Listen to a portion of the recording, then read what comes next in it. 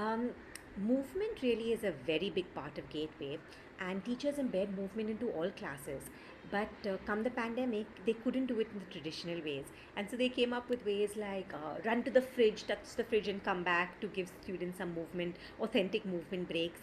And they did things like you see over here eye breaks instead of movement breaks, because that's what the body really needed at that time. We were also able to do classes that we actually couldn't do virtually. We couldn't do face to face, we could do virtually, like cooking, because students could use the equipment and come up with really interesting dishes at home. So, in some ways, the pandemic had its bright sides, has its upsides.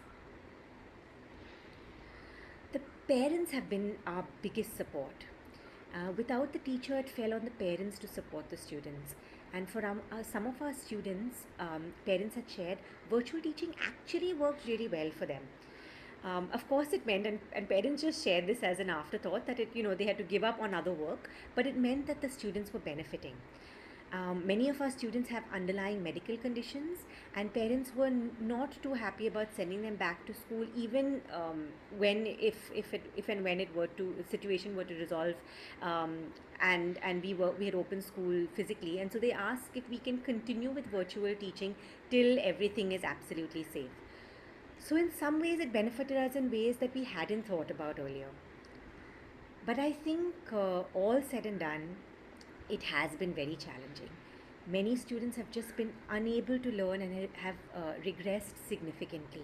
It's been a massive strain on families, especially when both parents are working and there's nobody to support the child, especially when we had things like a one-on-one support in school and there's nobody at home to play that same role. I want to give you an example. We had, this is our 10th graders in school in Jan. We've actually, of course, continued classes virtually right through the pandemic, but come Jan, they had to prepare for the exams, and so they had to come to school. And just after 2 or 3 days of physical school, they all wrote back to us and say, can we please just continue with this for more, because what you've been able to do in these days, you could not do right through the pandemic. And so it's been very hard, and we can't wait to get back physically. But of course, we'll take our learnings with us, and we've grown for the better because of the pandemic. As I mentioned, Gateway works directly with students, but we also work with the community at large. And we run a 6-month professional development program. Now, in the past years, we've been running this face-to-face, but given the pandemic, of course, we decided to launch it virtually. It was actually extremely well received, and we even had international participants given the online nature of the course. In fact, many participants in Mumbai also shared that the online format made it possible for them to attend when previously they had not, because of the commute or because of family obligations, things like that. So this has been great learning for us, and we'll actually continue to offer the course online post the pandemic. Some other positive outcomes have been the webinars that we've launched. So we have access and we consult with several experts all over the world, but how we interact with them and learn from them is quite limited, and we're limited in how we can share the learning with the community at large. So in the past, we have assumed that either we had to bring them down to India or we had to visit them in their country, but the pandemic changed all that. We actually hosted several webinars with experts from various fields in India and across the world, and we'll continue to do this post the pandemic too. And finally, another great learning for us has been with this app that we developed. It's a literacy app that teachers can use to assess and build foundational literacy skills. And prior to the pandemic, we'd been working face-to-face with teachers, but come the pandemic, we moved our teacher training virtually, and we were even able to conduct some virtual assessments, and it actually was very well received. Mainstream schools were able to continue to go ahead with their assessments and therefore keep their assessment cycles going. And we're planning to definitely continue with virtual training and possibly virtual assessments if the need arises. So that's been another learning from the pandemic. I think overall, the pandemic has been hard on us, as it has been on everybody, on our families, on our teachers, on our students. But we've learned a lot through the pandemic, and it's driven us to think out of the box. Thank you. Radhika ma'am. Thank you for sharing stories of the differently abled population in an environment like this. We now request Dr. Father S.M. Michael, the director of the Institute of Indian Culture, IIC, to deliver his address on interreligious collaboration to build communities and peace during the pandemic.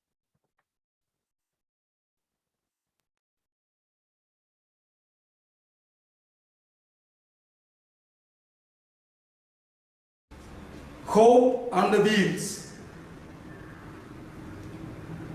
COVID-19, the pandemic, has affected large number of people. But the most affected people are the poorest. We have been visiting Jogeshwari slums and its surrounding areas. Jogeshwari is located in the North Mumbai region, and certain pockets of Jogeshwari East, there are very, very poor people living on the pavements. Their children are roaming here and there. They do not have any education. They do not have minimum of food or shelter. Knowing the situation, few of us, wanted to help these children, knowing well education is the best way to bring up children. We gathered the children on a makeshift place and we appointed a teacher to teach Hindi alphabets and counting of at least minimum numbers. This was going on for a few months, but when rainy season came, the children could not come because there was no shelter on a makeshift place. So we were wondering how these children can be helped. One of the ways we found was to buy a bus where children could be brought in during rainy season and education can be given. Accordingly, a large many-seated bus was bought and it was given the name Hope on the Wheels. This bus used to go few slums of Jogeshwari and its adjoining areas and used to gather children in the bus, and they used to sit and they used to learn.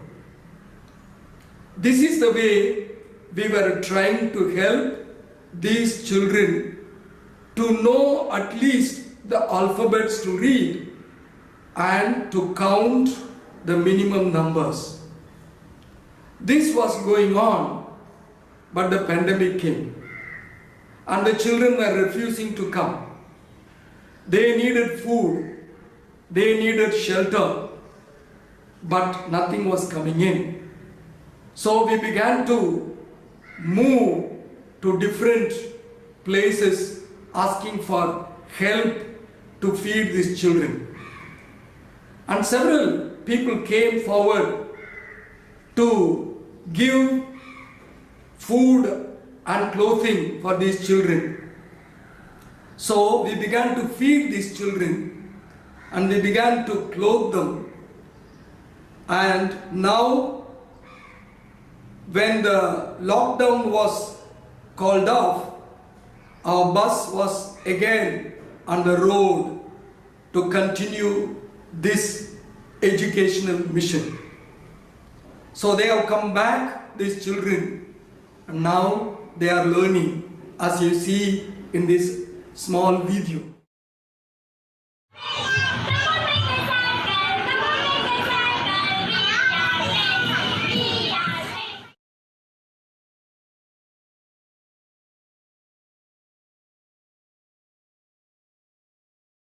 experience of our work among the slum children, the pavement children of Jogeshwari. Now our bus is on the road to other areas.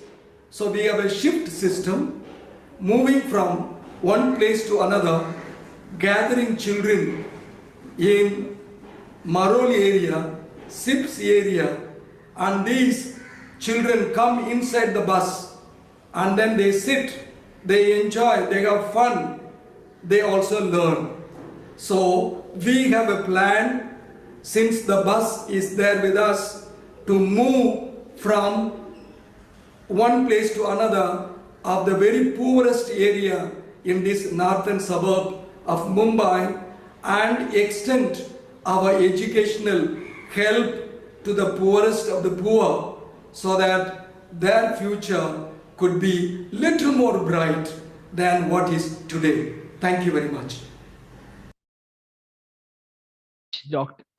Thank you so much, Dr. Father Michael, for giving us an insight on the contributions made by the organization Hope on Wheels to facilitate learning in the poverty-stricken areas of the city. Proceeding further, music is yet another language that we, as an emotion that we humans often turn to when we wish to express ourselves. It is an integral part of our culture that unites us as a whole, especially when it comes to festivities. Any cultural celebration would be incomplete without music.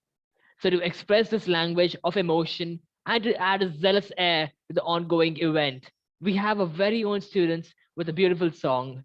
Let's go ahead with it.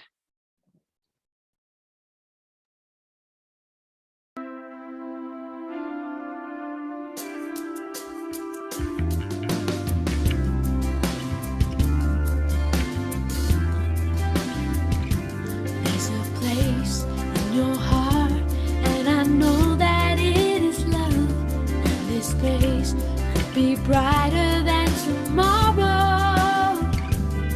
And if you really try, you'll find there's no need to cry. In this place, you feel there's no hurt or sorrow. There are ways to get there if you care enough for the living. Make a little space, make a better place. Heal the world, make it a better place for you and for me and the entire race. There are people dying. If you care enough for the living, make a better place for you and for me.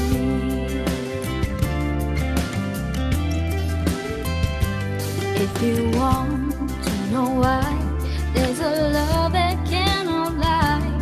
Love is strong, it only cares for joyful giving.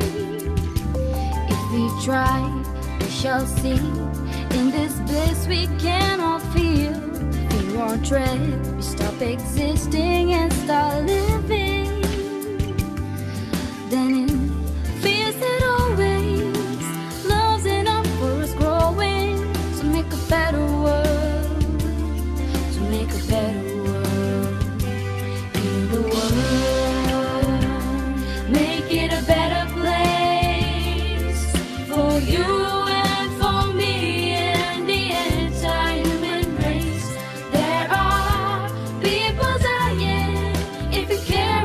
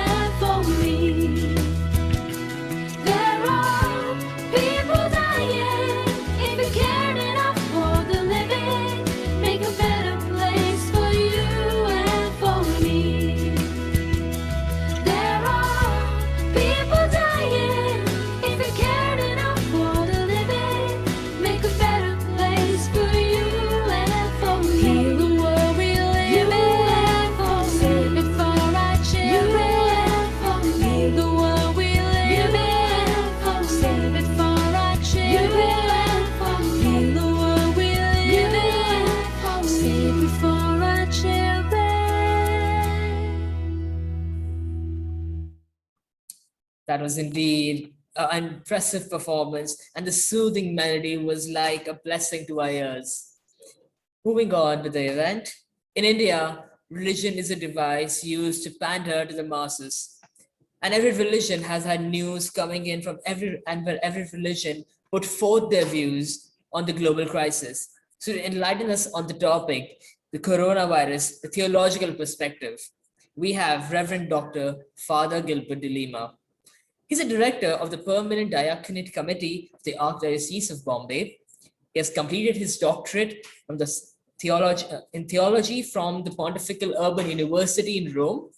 He's a resident professor at St. Pius College, Goregaon, Mumbai. He was the chairperson of the Conference of the Diocesan Priests of the Archdiocese of Bombay from 2009 to 2012. Currently, he's a dean of the Borivali Deanery. Over to you now, Dr. Gilbert.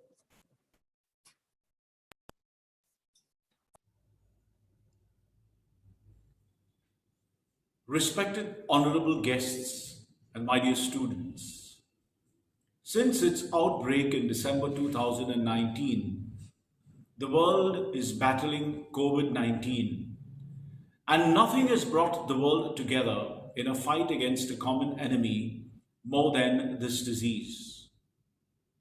COVID-19 has affected normal life in a variety of ways.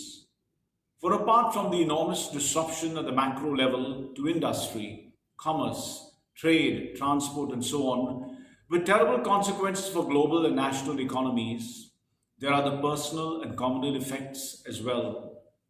So many have suffered the ravages of the disease. So many have lost family members and friends. And so many have also lost their lives. We think of the surreal sight of funerals with few mourners.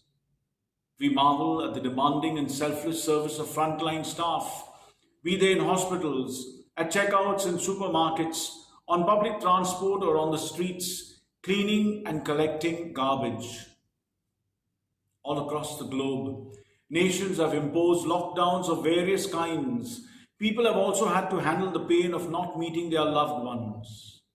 Today, there is mounting uncertainty and anxiety since the virus appears to be mutating into an even more deadly form. Many of us have now had an experience of what Pope Francis likes to call the peripheries, that is, what life is habitually like for so many migrants and asylum seekers, homeless and prisoners.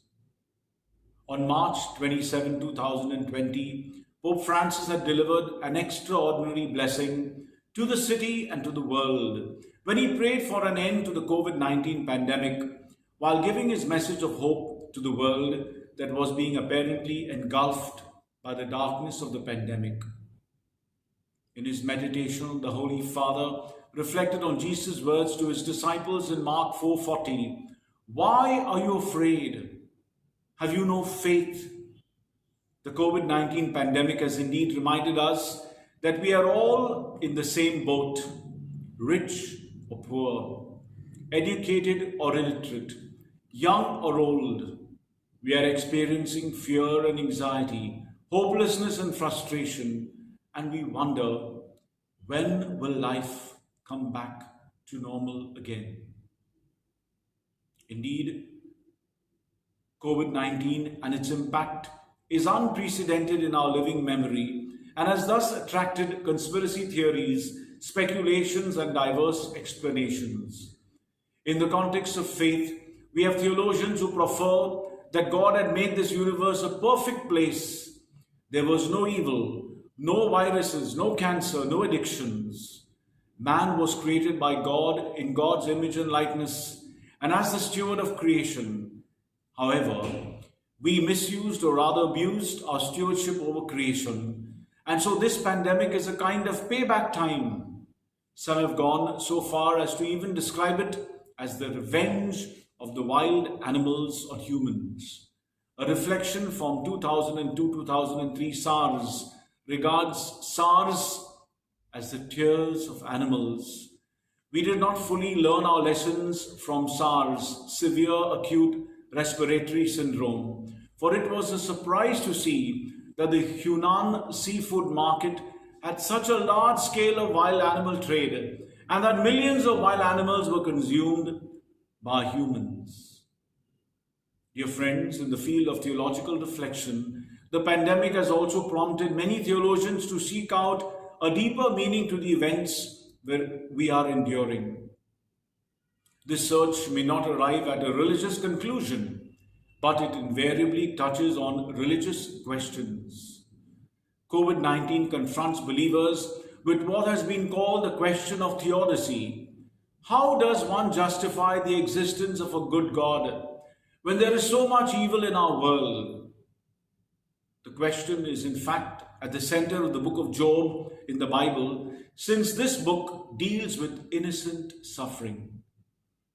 We also recollect the character Ivan in Dostoevsky, The Brothers Karamazov, whose perfectly appropriate outrage at innocent suffering, especially of children, is so hard to reconcile with the existence of an all-powerful and good God.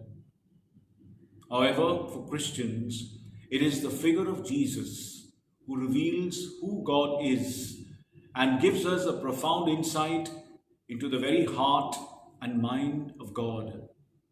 Far from being distant and uninvolved, Jesus reveals that God is with us.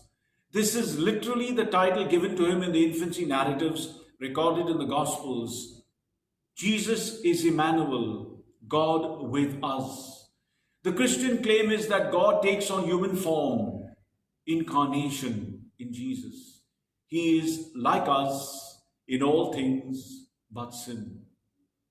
Perhaps the most beautiful as well as the most difficult thing about Christ's teaching is that he actually commanded his followers to love others.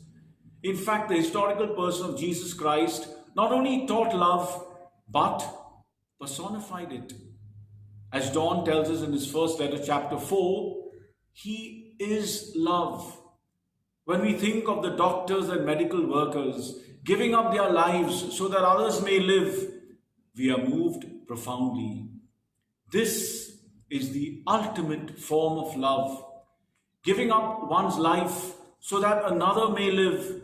And it is precisely this kind of sacrificial and selfless love that Christ embodied. Jesus, dear friends, is in solidarity with us through his suffering and so manifests the mercy and compassion of God. Indeed, in the context of the pandemic, the events of Good Friday take on a new meaning. For instance, Christ is one who dies to asphyxiation and respiratory problems as we are haunted by this virus. His family and friends were denied the chance to grieve as well. Also, it was the authorities who intervened in the disposal of his corpse. After his death, his followers came to believe that this fascinating, mysterious and very human person whom they had known and loved so much had in fact risen from the dead, and that his life, suffering, death and resurrection had definitively sealed God's plan of salvation for humanity and all creation. Christianity, in the light of scripture and Christian tradition, offers us a profound insight into the mystery of the death and resurrection of Christ.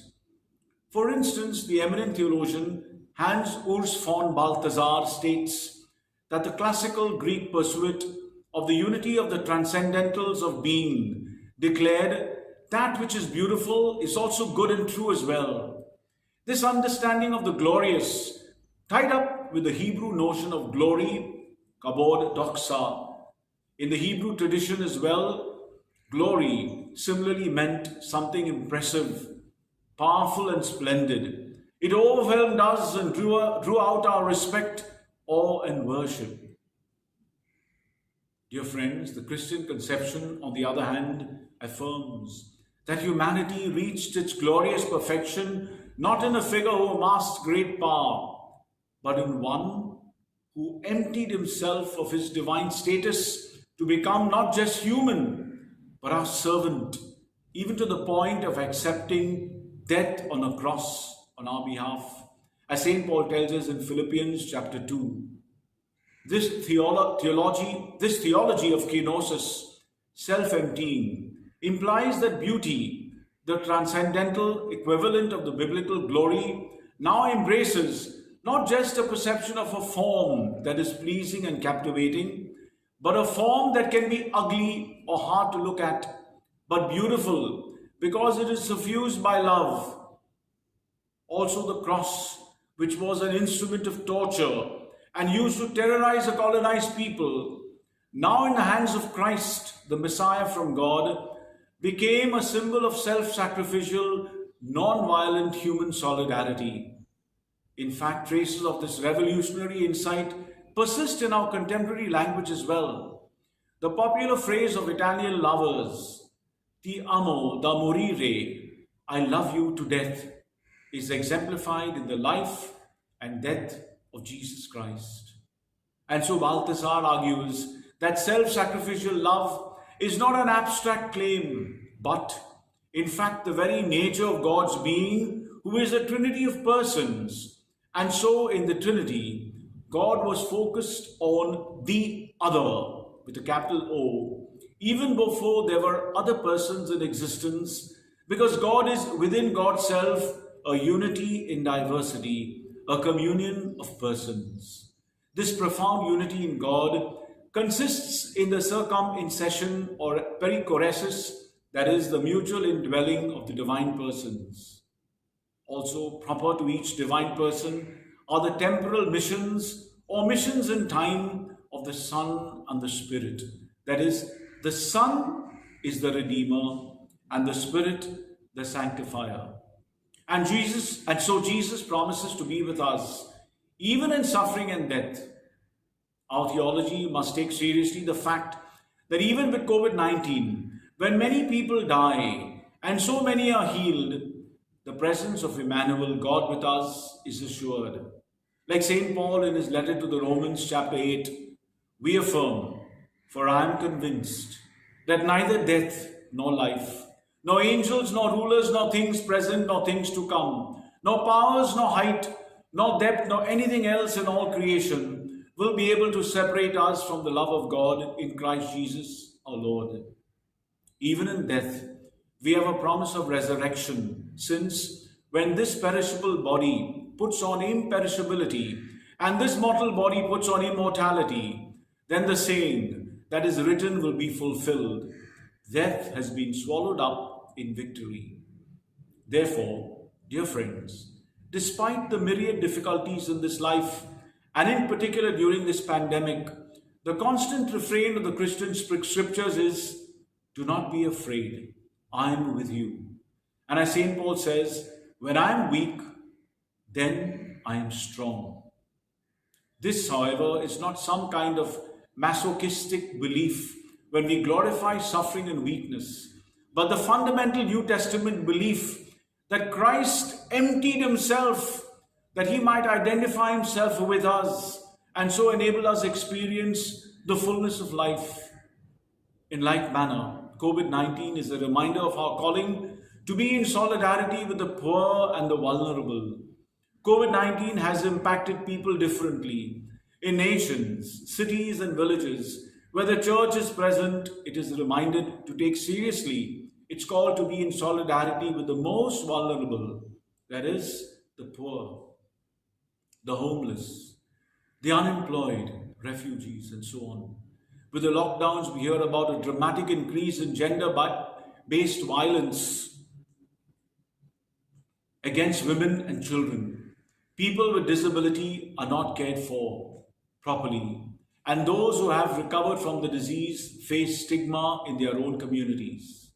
Hence, the COVID-19 crisis has given us an opportunity, through the pain and disorientation that they are experiencing, to reach out to them, to re-engage and redouble our efforts to create, with God's grace, a new and better world.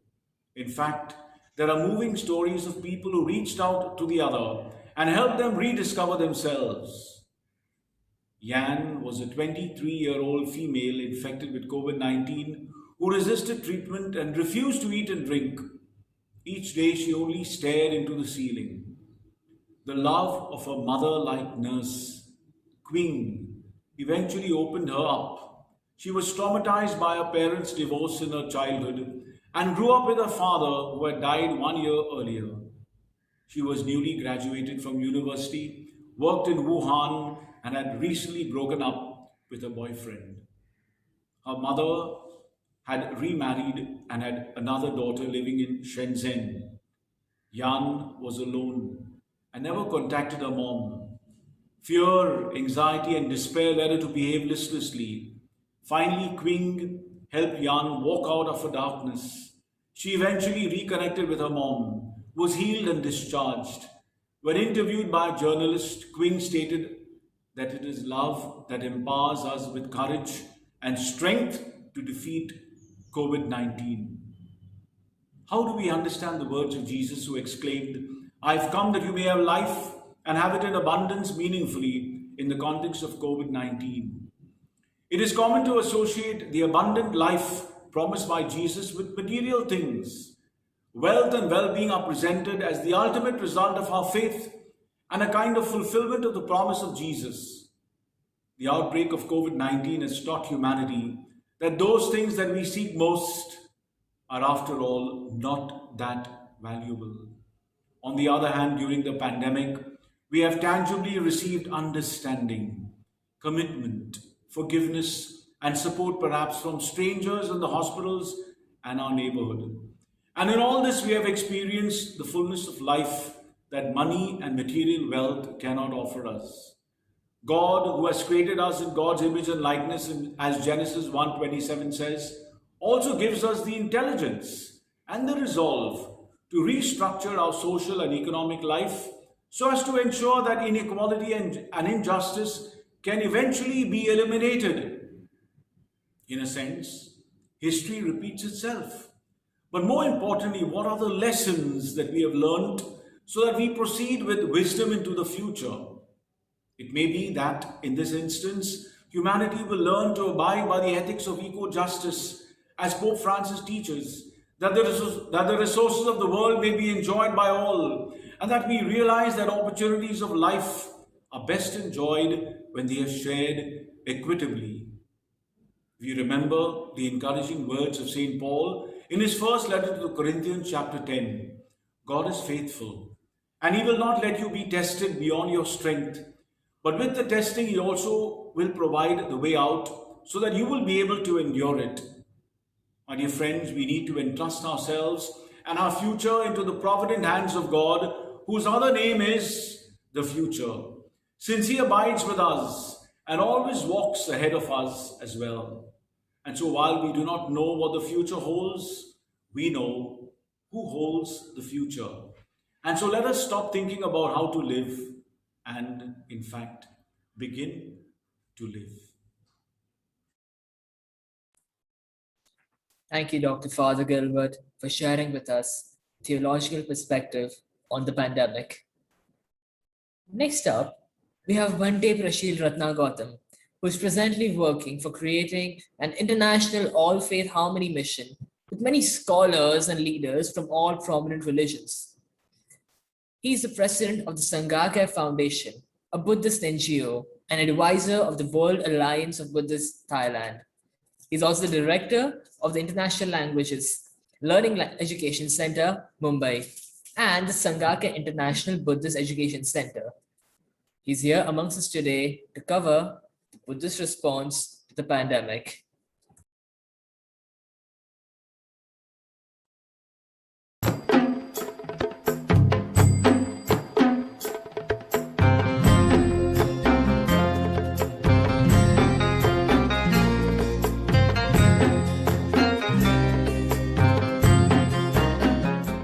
Naudhai, Namaste, Sat Sri Akal, Assalamu Alaikum, praise the Lord. I am Bhante Prashil Ratna, President of Sangha Foundation. Sangha Foundation is a Buddhist international organization which works propagations of humanistic values of Buddhism as well as for the peace, harmony and interreligious understanding. In its 4 international conferences, Sangha invited people from all faiths on its platform in last 4 years. Due to lockdown, it was difficult to organize physical international Buddhist conference. So we organized online platform to organize such a international conferences on interfaith. So Sangakaya Foundation focus its efforts on online conferences on interfaith, harmony and peace. The first one was conducted on the month of September 2020 on the occasions of International World Peace Day. In that conference, we invited many speakers from all faiths and they express their views. The religion is for unite the people, not divide the people. Religion is for peace, not for pieces. So same teaching is taught by all the religion. So religion it's based on how we can develop our nation, how we can develop our humanity, how we can develop the individual person. These all humanistic values, all the religion they taught us. So Sangakaya Foundation also believe in all the religion and all the religion philosophy and how we can unitedly work to maintain peace and harmony in the world. Then once else again to reinstate the faith in our Constitution of India, which protects the individual's right to practice any religion.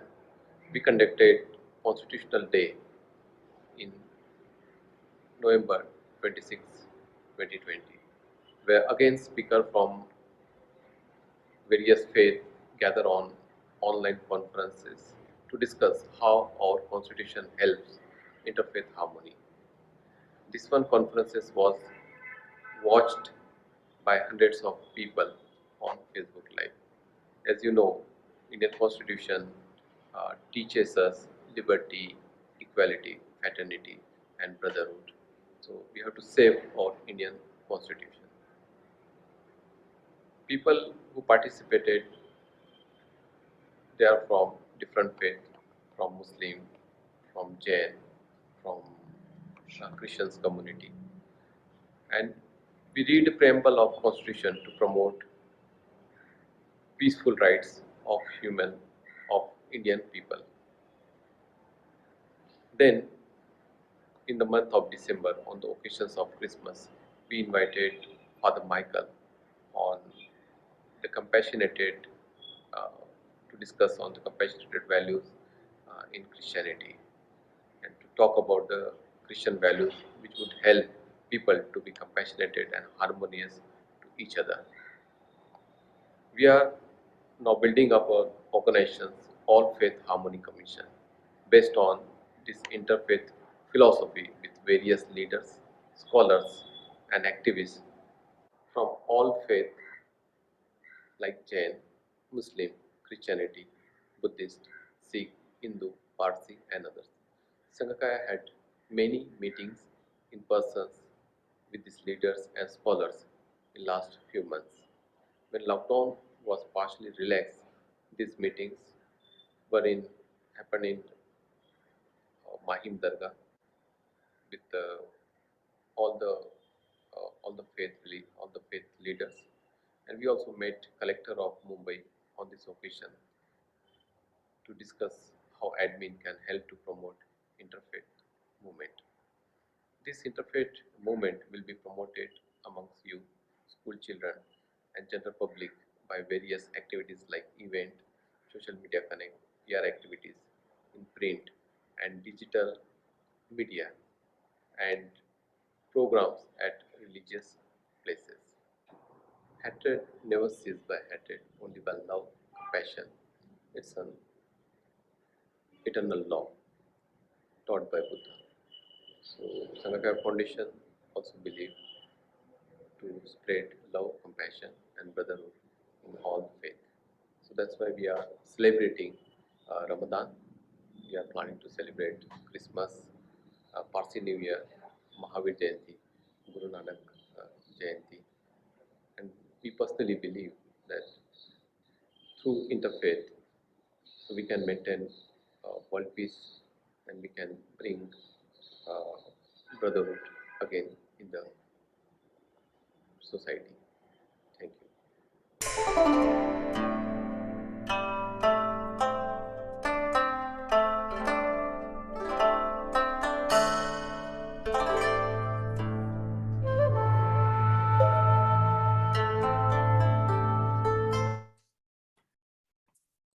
Thank you, sir, for enlightening us on the Buddhist response to the pandemic.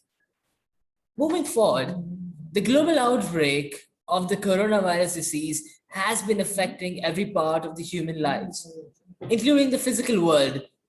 The measures taken to control the spread of the virus and slow down of economic activities have significant effects on the environment. With that being said, it's a great pleasure for me to introduce our next speaker. He's a Marine Chief Engineer with 50 years service, 40 years sailing experience on board merchant ships as a Marine Engineer, and 10 years teaching cum training seafarers for sea careers in Maritime University.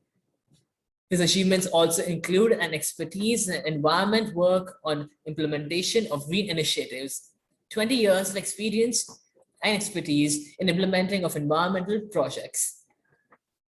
The School of Maritime Studies, Wells University, Chennai, to talk about adaptation in various communities post-pandemic and environmental perspective, we have Professor Ajit Seshadri. On the behalf of Mr. Seshadri, we'll be having our very own third-year student, Ruben Fernandez, narrating his words.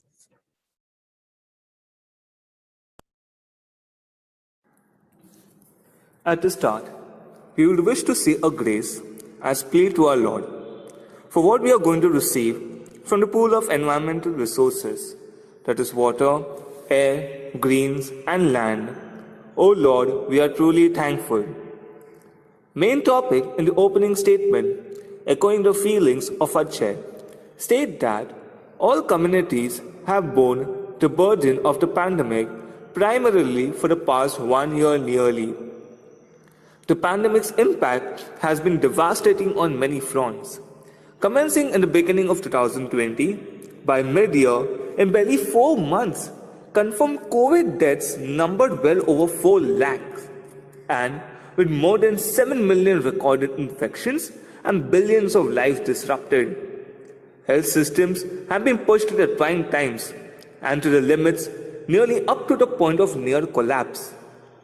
World order has introduced pertinent measures to contain the spread of the virus, while earnestly committing trillions of dollars as disbursement to protect their economies and sustain them in a reasonable level in order their day-to-day life is sustained. Billions of people have been largely confined to their homes for weeks or months. Meanwhile, at these testing times, millions of healthcare and other essential workers have courageously kept hospitals and clinics running. Remedial actions have been followed. Also, the pharmacy and grocery stores' shelves have been ensured stocked well.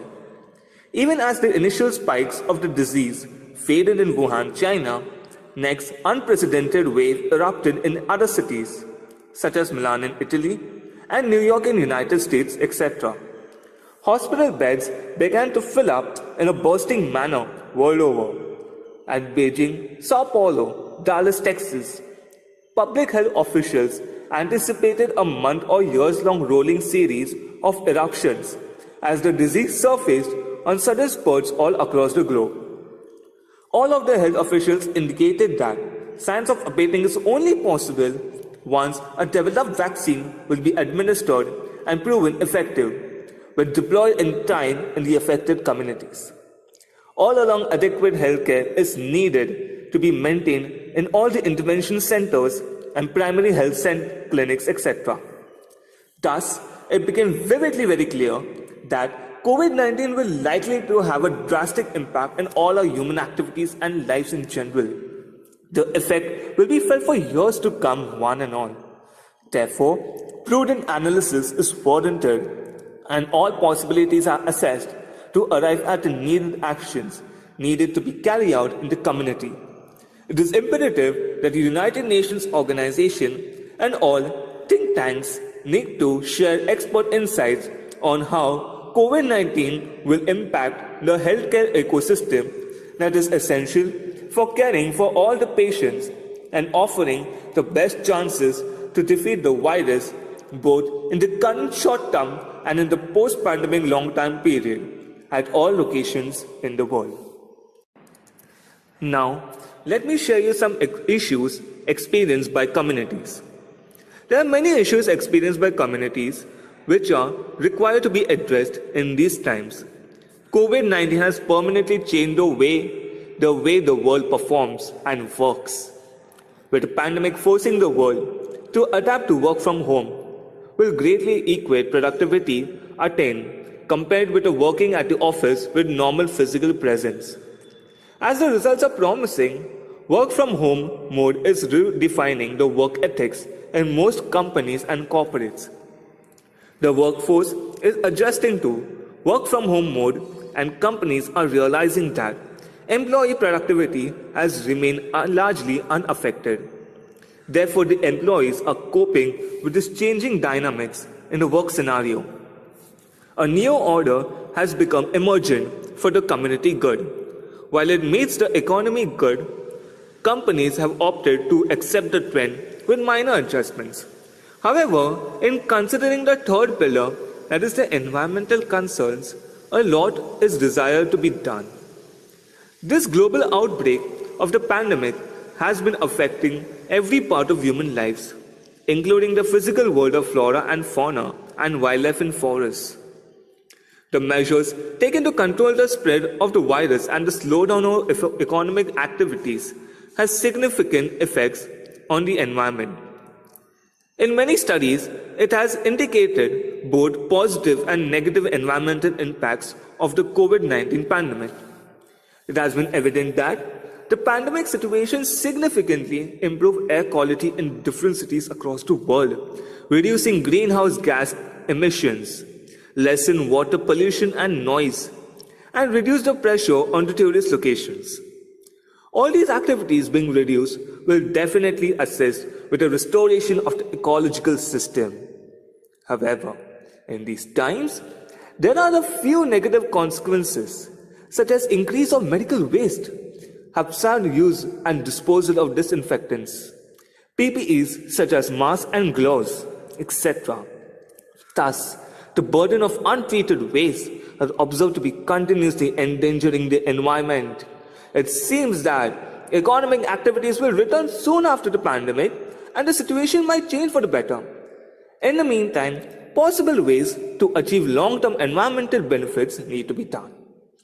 Pollution control boards and other implementing organizations need exert proper proposed strategies that might be helpful for the environmental sustainability locally and for the global benefit. Reduces climate change effect. Increase of municipal waste generation has direct and indirect effects on environment, including the usual water and soil pollution. Due to the pandemic, quarantine policies established in many countries have led to an increase in the demand of online shopping for home delivery, which ultimately increase the amount of household waste from shipped packaged materials and others. However, waste recycling is an effective way to prevent pollution, save energy, and conserve natural resources. But due to the pandemic, many countries postponed the waste recycling activities to reduce the transmission of viral infection. For instance, in certain countries, waste recycling programs were deferred as governments worried a bit about the risk of COVID-19 spreading in recycling facilities and other assets, and also prohibited infected residents from sorting their waste. In general, due to disruption of routine municipal waste management, waste recovery and recycling activities increase the volumes on landfilling and environmental pollutants pile up worldwide. Now, let me bring to you some estimates of environmental and economical losses. The cost of the pandemic would be between $22.2 billion and $30.7 billion each year. It is estimated that the pandemic will likely end up costing between $8.1 trillion and $15.8 trillion globally. That is roughly 500 times as costly as what it would take to invest in proposed preventive measures to avert the pandemic. While financially, world over the countries have lost considerable revenues, both the gross domestic product and the economic and workforce have incurred loss to the tune of hundreds of thousands of deaths worldwide. It is considered as a human holocaust of the century, even though the pandemic has posed serious challenges. But by the grace of God, caring people in the communities with authority to shoulder the responsibility have risen to this occasion. This caring personnel are drawn from a group of most admired role model persons, namely administrators, doctors, nurses, healthcare workers, teachers, police and security personnel. All of them most voluntarily risk their lives, have assisted and evolved innovative ways to provide caring and affordable services to all those in these times of need. A mention is made on a special group of lead people who have applied inclusive and sustainable approaches, and especially taking our youth along in their team. Youth have been deployed for on field work wherever and whenever it's needed. All this youth force initiated in true to life situations early in life will prove their worth in time to come. In future, they'll be an asset for the team task accomplished. Youth groups can be inducted in both urban and rural areas as needed. The general assessment for planning for solutions, putting these practices into action, we need to exercise caution on two environmental factors.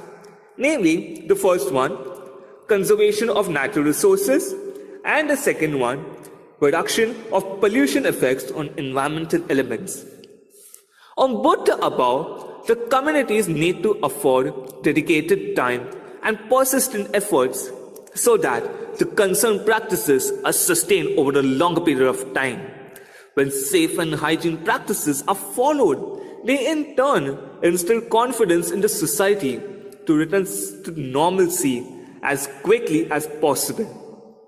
Governments will need to cooperate with each other and with transnational healthcare organizations such as United Nations, World Health Organizations, and others. This is done in order to invest and develop robust pandemic preparedness strategies in communities.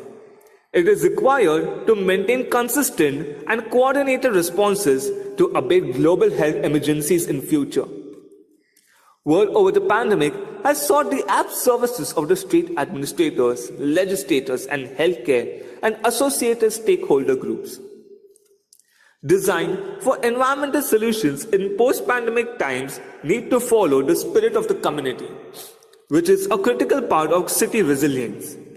Planners and designers of cities and neighborhoods for apt communities' well-being must think harder to bring about how a design that can enable social interaction and good neighborliness.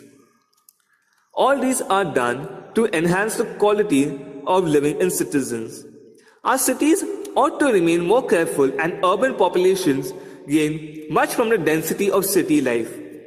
Joys must be offered by a wide variety of human experiences and adequate safety that results from cultural and social integration evolve satisfactorily, instilling confidence in security forces.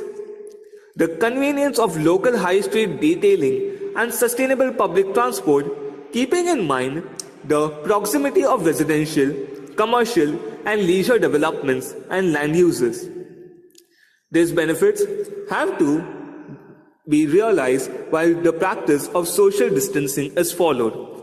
In the past days, in the years gone by, to designers, planners, policymakers considering the benefits of urban living have been recollecting to reflect on what matters in cities as we enter the post-pandemic period. There is a need for the full implication of the pandemic on cities to be fully realized. In implementing solutions, we can observe the direct effects on systems like health services and transport need to be observed, and also effects on education and supply chains. Now, let me give you some remedials to be followed and way forward. It is therefore imperative that everyone takes on board the lessons we have learned from dealing with this pandemic to ensure that we are prepared for the next global health crisis, if and when it arises. The coronavirus pandemic highlights the need for a comprehensive and integrated approach to human health and hygiene, followed in communities, including aspects of water, liquid and solid waste and sanitation, enhancing environmental health through better air quality, water and sanitation, waste management, along with efforts to safeguard biodiversity assets, will reduce the vulnerability and danger in the communities. The risk to pandemics, when reduced, will improve the overall societal well-being and resilience in the people. Water access, quality and biodiversity protection are key to battling the spread of this pandemic, while effective waste management is essential to minimize possible secondary impacts and tertiary effects release. Directly or indirectly, the pandemic is affecting human life and the global economy, which is ultimately affecting the environment and climate. It reminds us how we have neglected the environmental components and enforced human-induced climate change. Moreover, the global response of COVID-19 also teaches us to work together to combat against the threat to mankind. Here are some proposed strategies of sustainable environmental management as given as below. Firstly, sustain urban and rural living. Second, ecotourism and eco-restoration. Wastewater and solid waste recycling and reuse. Green transport and roadways. Renewable energy systems. Though the impact of COVID-19 on the environment are short terms, united and proposed time-oriented effort can strengthen environmental sustainability and save the earth from the effects of the global climate change. In our concluding passage, it is wished to express a solemn pledge, praying for all those who have left us in this time of pandemic. Rest in peace, prayers for all. Our closing citation states that, O God, for what we have received and consumed in the form of natural resources, we are indebtedly and truly thankful and remain in the service of the Lord. Thank you, Professor Ajit Seshadri, for giving us insight into the slowdown of the economic activities during the pandemic and giving an environmental perspective to it.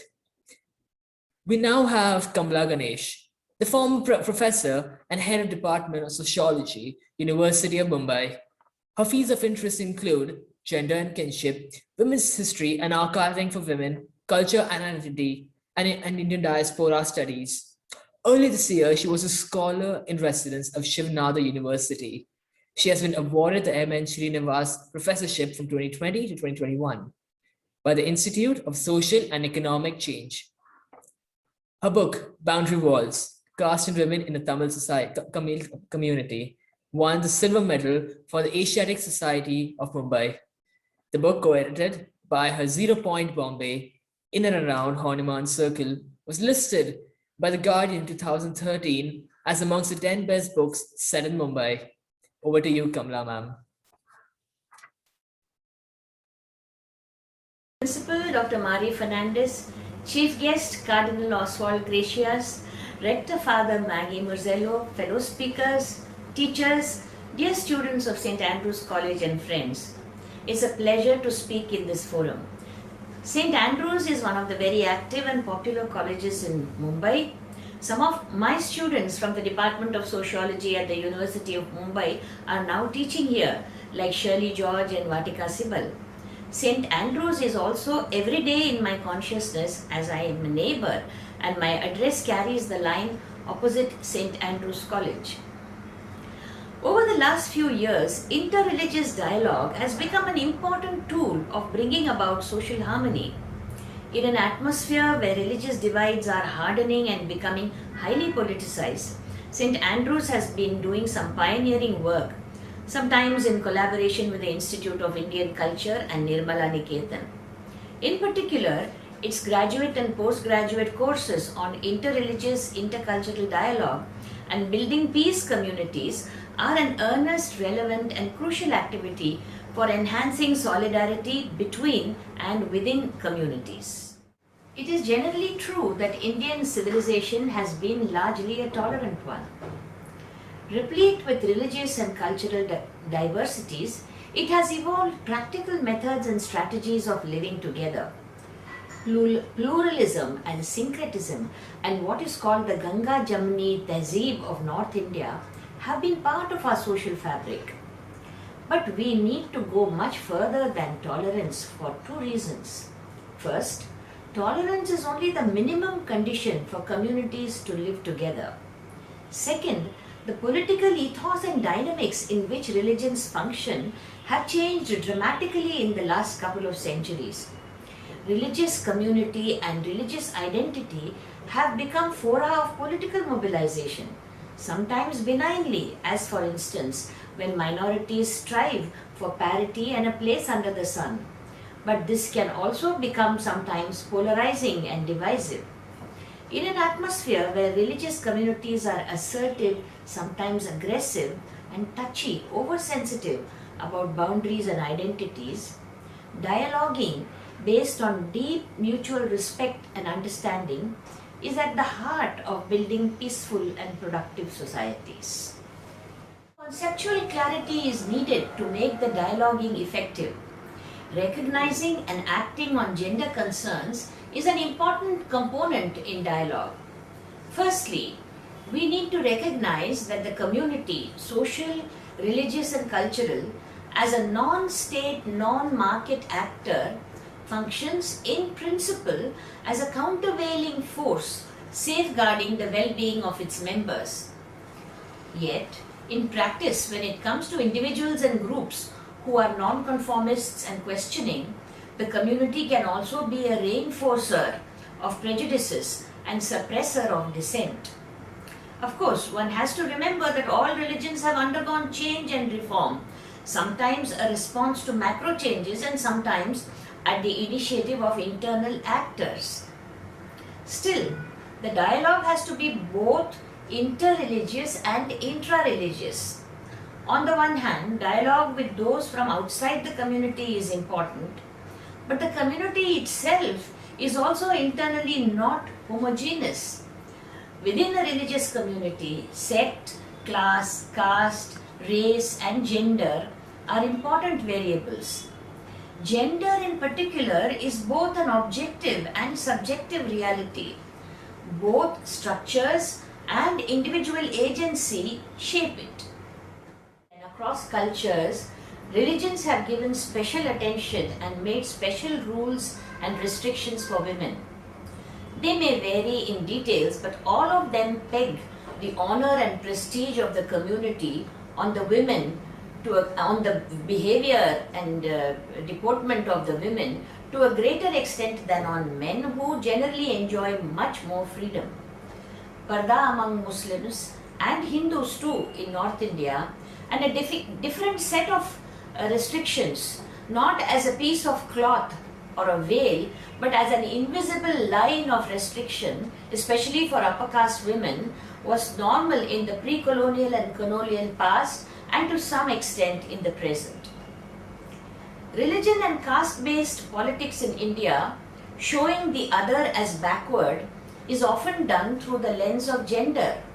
For example, in the 1980s, late 1980s and early 1990s, the case of Shah Banu, her divorce and maintenance as issues became emblematic of Islam. It was made to be emblematic of Islam, and Roop Kawar's Sati was also made to be emblematic of backward Hinduism.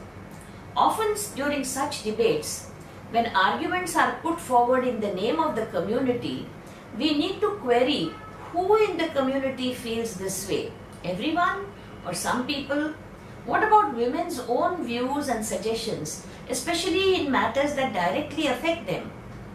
When community-based developmental activities are carried out, how do they impact upon women? In times of extraordinary crisis like the pandemic, again, there are differences in the type of suffering different groups and individuals undergo. So, amelioration by community-based interventions have to look at gender as a major variable, not just taking the opinion of women, but participation by women and leadership by women has to be specifically ensured. Communities are of many types. The same individual can simultaneously be a member of several communities and have multiple identities which she manages to weave together in her own way. For example, a person can profess Vaishnavism, also espouse a transgender identity, be a trader by caste, white collar by occupation, and an ardent nationalist. The practical privileges and disadvantages of one position may be reinforced or neutralized by another position. We call this universal human condition as intersectionality. No one identity is necessarily the most powerful. A concern with women's rights, for example, led the early feminists to assume that since women all over the world suffer some discrimination, they constitute a single category. Whereas, when the movement developed, the realization that the nature of women's discrimination varied depending upon their other positions and identities of class, caste, race, disability, and so on. This realization came about.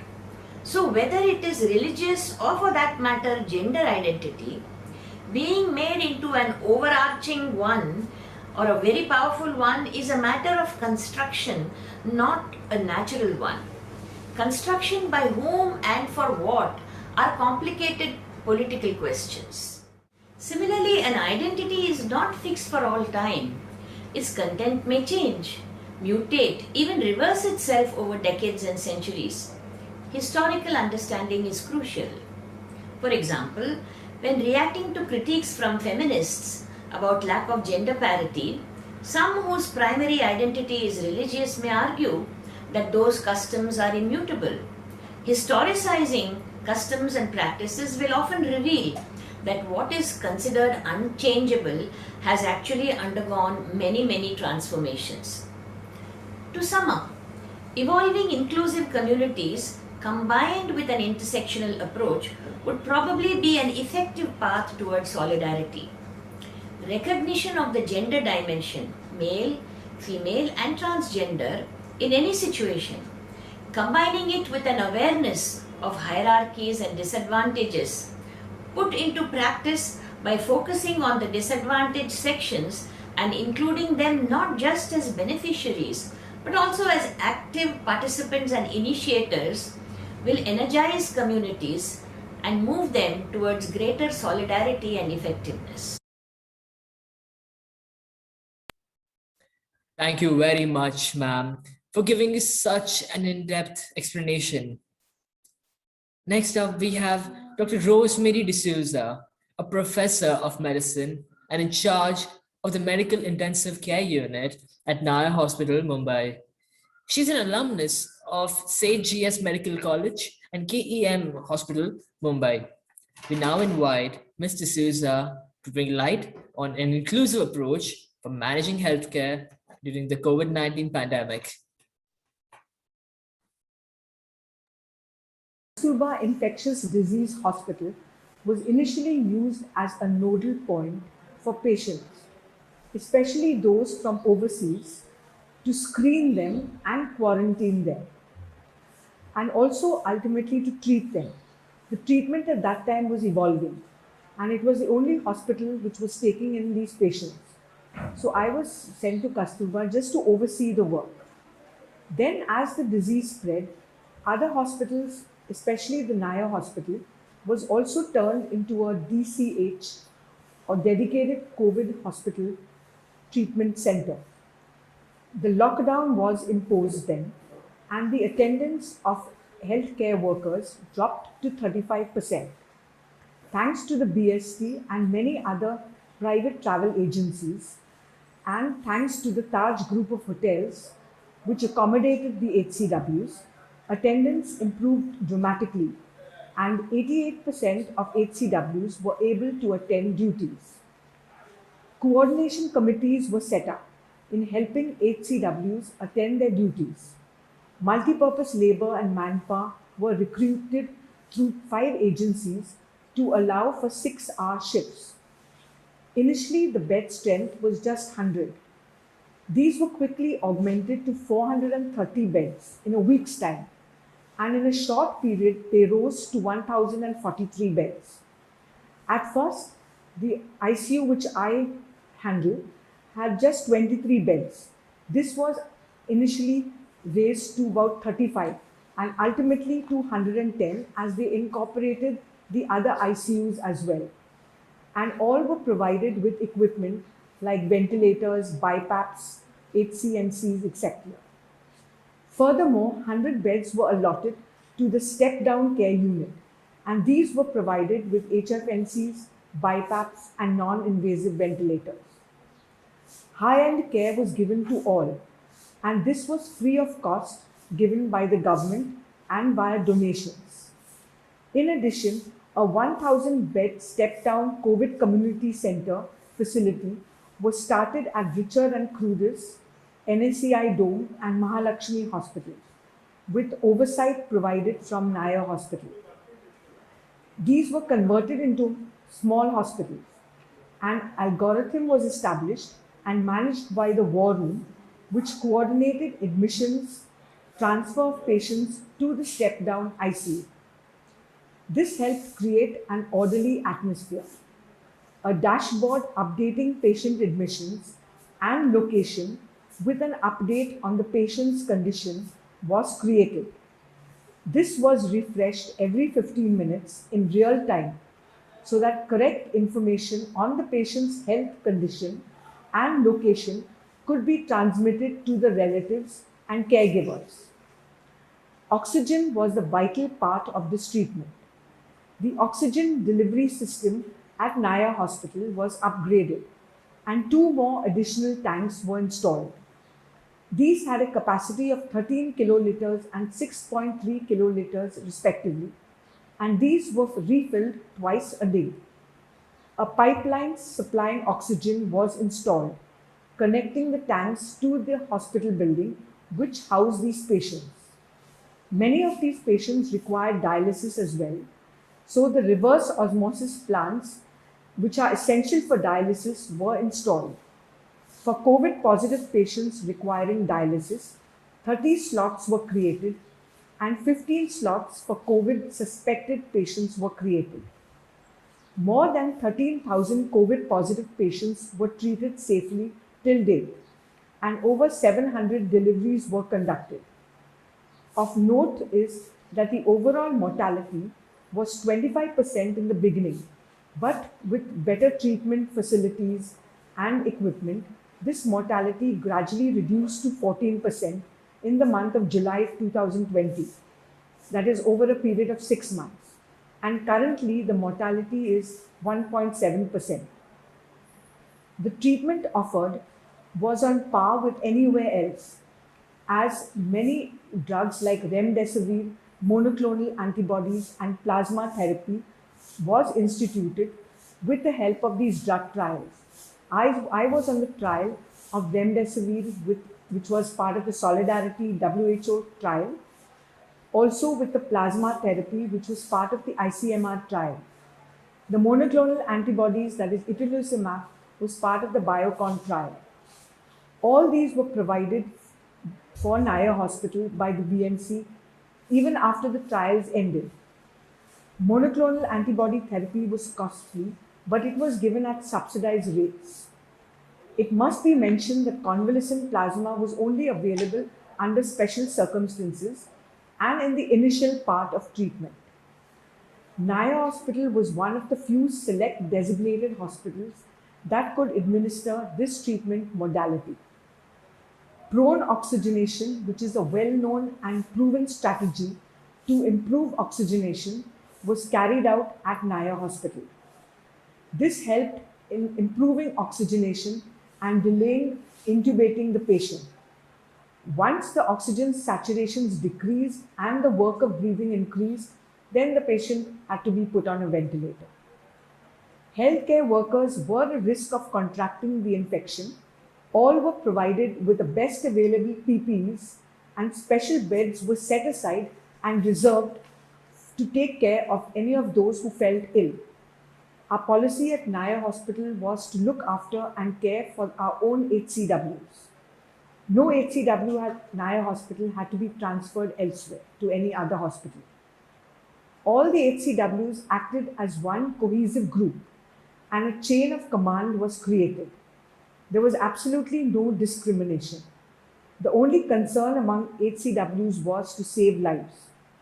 This was done, and PPEs were put on. Once the PPE was put on, it was impossible to identify the HCW.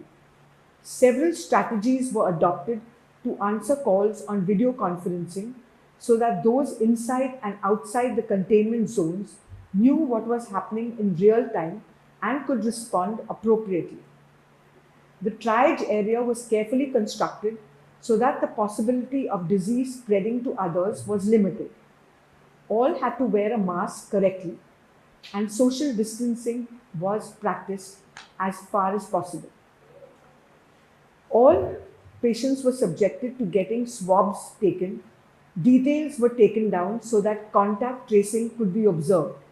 All this involved tremendous organization. This was carried out through all the scorching summer and the monsoons. The government took steps to contain the disease. There were two slums, Dharavi and Worli, which had quite a lot of patients, and the cooperation of residents was sought upon. The main principle of treatment was to track and trace. This included surveys of households that was carried out extensively. Also to identify cases of happy hypoxia, because in this disease, the oxygen saturations decrease without even the patient being breathless or aware of it. So it is important to identify these early so that the patient can be treated as soon as possible. These patients were then hospitalized and treated promptly with antiviral drugs and, in certain cases, plasma therapy. The discharge policy was modified once the patient's oxygen levels were stable and was sent home for isolation at home for 2 weeks. This helped to make place for other patients. Rapid antigen testing policy was also introduced. Psychiatric counseling was offered to patients through video conferencing on smartphones, which served as a valuable tool to keep these patients in touch with the outside world. This considerably lessened the feeling of isolation and greatly reduced the incidence of depression. The resident doctors across all specialities contributed to patient care across all disciplines, as we needed lots of doctors, not only those in part of the medicine unit or the ICUs. Since there was a shortage of manpower, their assistance was invaluable. Patient care was not compromised in the least, especially at night when there was considerable fatigue among those who worked tirelessly all through the day. Analysis of critically ill patients was carried out with the view to lessen mortality. Each and every death was analyzed by the Death Audit Committee, of which I was a part of. We also used to conduct meetings every day to discuss the seriously ill patients. Now that the vaccine is available, all are encouraged to take it because it decreases mortality, stops the spread in patients, and results in decreased admission to hospitals. The vaccine increases herd immunity, and this in turn helps the community at large and results in the normal functioning of the society. So, to conclude, the factors that help to reduce mortality were timely supply of equipment like ventilators, BiPAPs, HFNCs, oxygen, and important medicines like tocilizumab, itolizumab, remdesivir, plasma therapy, etc. Commitment of healthcare workers even though there was a shortage. Appropriate policies to meet the need of the hour. Improved oxygenation and improved testing and tracing and heightened vigilance. Thank you. Thank you very much, ma'am. It's a direct glimpse into the harsh realities of life versus death. And now, we now invite Professor Sharmila Dhote, convener of today's symposium and the coordinator of the Paul Bupard Foundation Chair in St. Andrews College, Mumbai, to propose the vote of thanks. Over to you, ma'am. Thank you, Atharva. Honorable Chief Guest, His Eminence, Cardinal Oswald Gracious, respected UNESCO Chairholder, Advocate Giuseppe Musumeci, respected Rector, Father Majai Murzello, respected Principal, Dr. Mari Fernandez, respected Vice Principal, Dr. Charmaine Briganza, our esteemed speakers, respected members of the Executive Committee, ladies and gentlemen, and my dear students. It's my privilege to have been asked today to propose a vote of thanks for this symposium on behalf of the UNESCO Chair at St. Andrews College. Firstly, I express my deepest gratitude and thank His Eminence Cardinal Oswald Gracious to have blessed us by gracing this occasion. I sincerely thank and bow down in respect to all the esteemed speakers from India and abroad who presented their important work by sharing with us their findings and opinions today, despite their busy schedule. Well, an event of this magnitude cannot happen overnight. The wheels start rolling a few weeks, sometimes a couple of months ago. It requires in-depth planning and a bird's eye view for detailed structure. For this, I particularly extend my thanks to respected shareholder, Advocate Giuseppe Musumeci, and Principal Dr. Mari Fernandez, who conducted several meetings of the Executive Committee to prepare the blueprint for the symposium.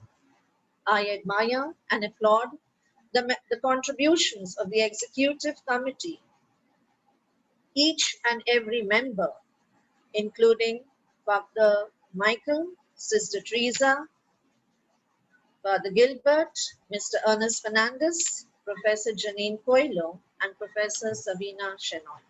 A big thank you to you all. I say with pride today that we are fortunate at St. Andrews College to have the UNESCO student team, an extremely dedicated and motivated bunch of students who have worked tirelessly almost 24/7 to make this event possible. Indeed, they are the real architects of the symposium. I salute them. My special thanks also extends to the wonderful audience for being so patient and receptive in your approach despite the long duration.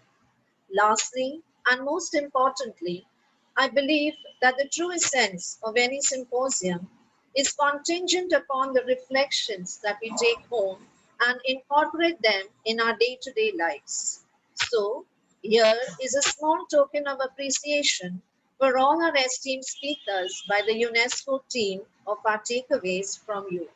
Please watch it. Thank you so much. A small thank you to all our speakers.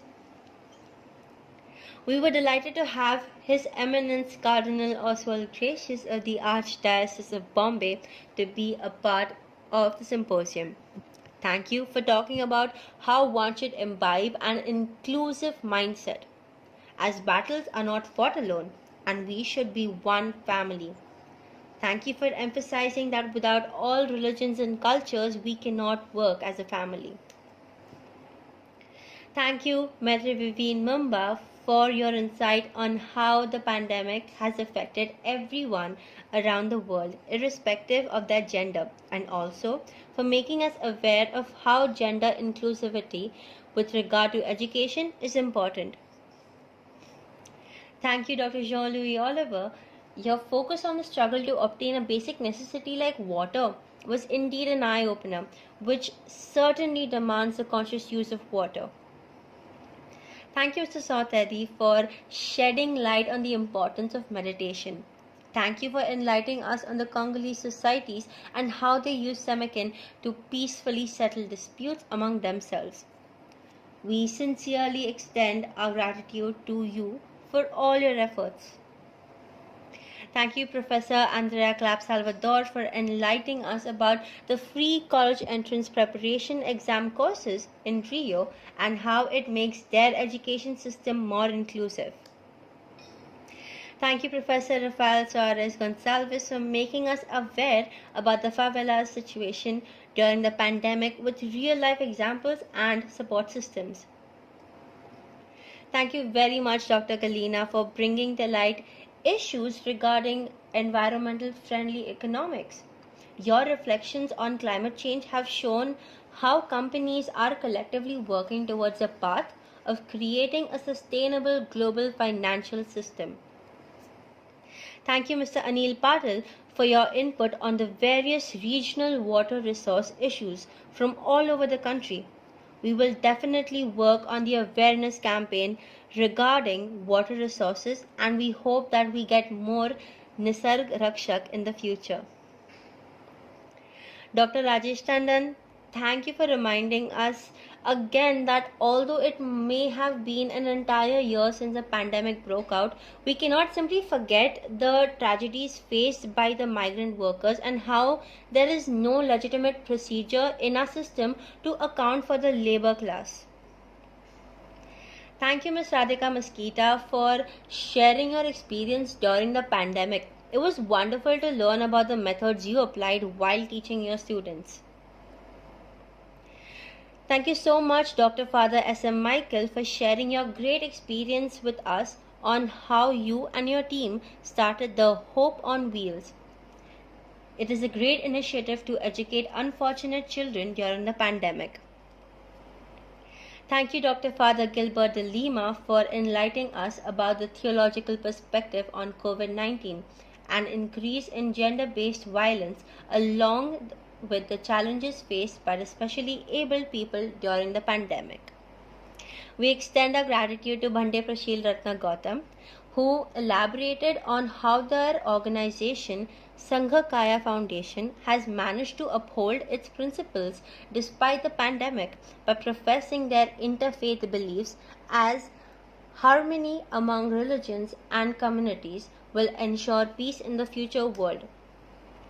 Thank you, Professor Seshadri, for giving an insight on the environmental perspective of communities post-pandemic and for bringing to our notice both the positive and negative effects of COVID on the environment.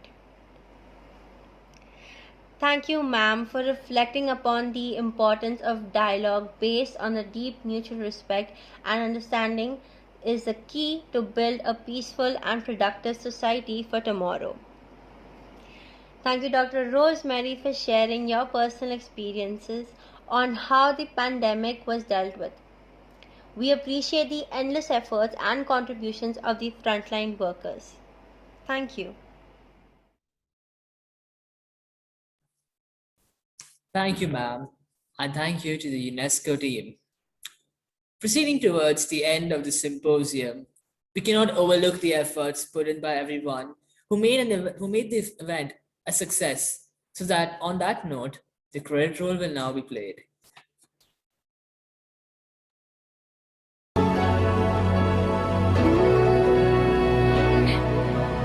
There comes a time when we hit a certain call, when the world must come together as one.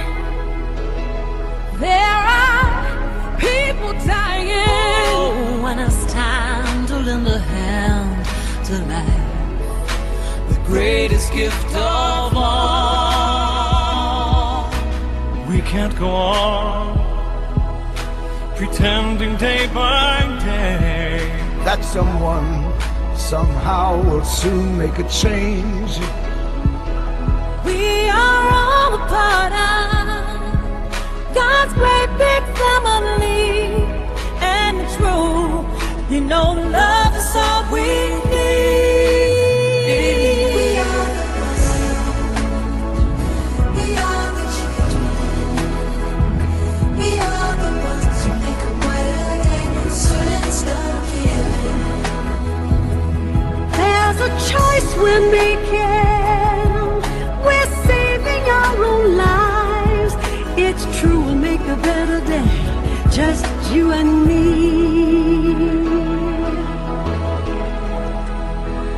Well, send them your heart, oh, so they know that someone cares. so their cries for help will not be in vain. We can't let them suffer, no, we cannot turn away. Right now, they need a helping hand. No someone love. We are the children. We are the ones who make a brighter day. So let's start giving. Oh, there's a choice we're making. We're saving our own lives. It's true, we make a better day, just you and me. I kindly request everyone to rise for the Indian National Anthem.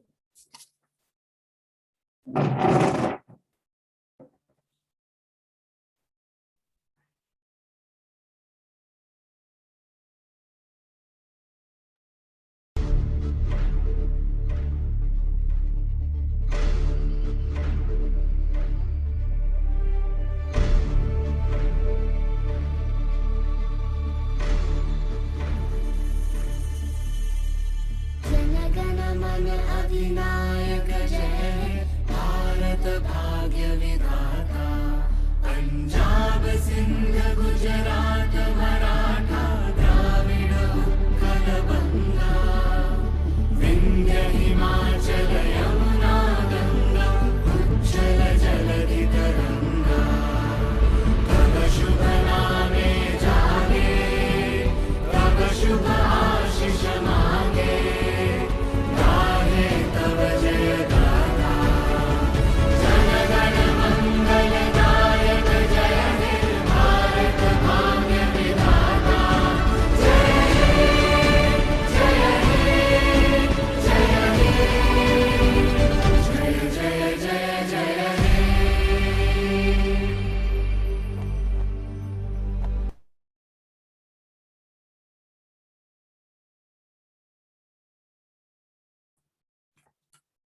Now, with a heavy heart, I now conclude the symposium. I'm grateful to have had the opportunity for hosting the event of the day. It's been an absolute pleasure. Goodbye.